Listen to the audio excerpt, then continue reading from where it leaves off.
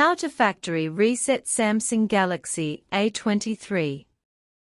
At first, start by pressing power key plus volume down together, and then select the power off option.